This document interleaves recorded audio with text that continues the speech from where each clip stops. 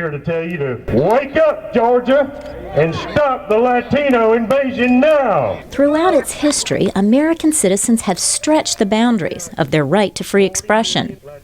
They have burned their nation's flag, openly expressed racial hatred, and publicly spouted religious and ethnic animosity. All are protected by the U.S. Constitution's First Amendment, which guarantees free speech in the United States, unless it incites people to imminent lawless action. Ira Lupu is a law professor at George Washington University in Washington. If Reverend Jones, right, it's Reverend Jones in Gainesville, if he got up there and burned the Quran and said, all right, come on, folks, let's burn the Quran, let's go march across the street to the mosque or the Islamic Center and throw bricks through the window, well, that's an incitement, okay?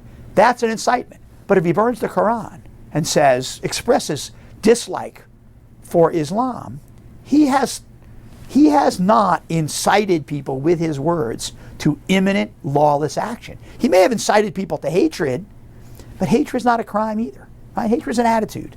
Lupu says there are many reasons why seemingly hateful acts are tolerated and considered legal. If they're repressed, an argument goes, the movement driving them could actually build more strength underground. Another argument, that shining a bright light on such forces actually weakens them. What are you hiding from? One of the really positive things that have come out of this planned Quran burning in Gainesville is how many people have come out to condemn it. It's true that freedom in the United States, and religious freedom especially, can get messy.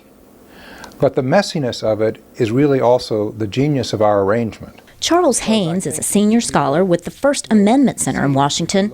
He writes extensively on religious freedom and says America is perhaps the most religiously tolerant country in the world. So I think many American Muslims would tell you, as they've told me, that this much freedom also gives them the right to practice Islam in this country in ways they can't practice Islam in many Muslim countries around the world. Full freedom of religion and speech, say scholars, usually means that speech we do like will drown out speech we do not like. And in public events across the country, many Americans are using their free speech to do just that. Laurel, Bowman, VOA News, Washington.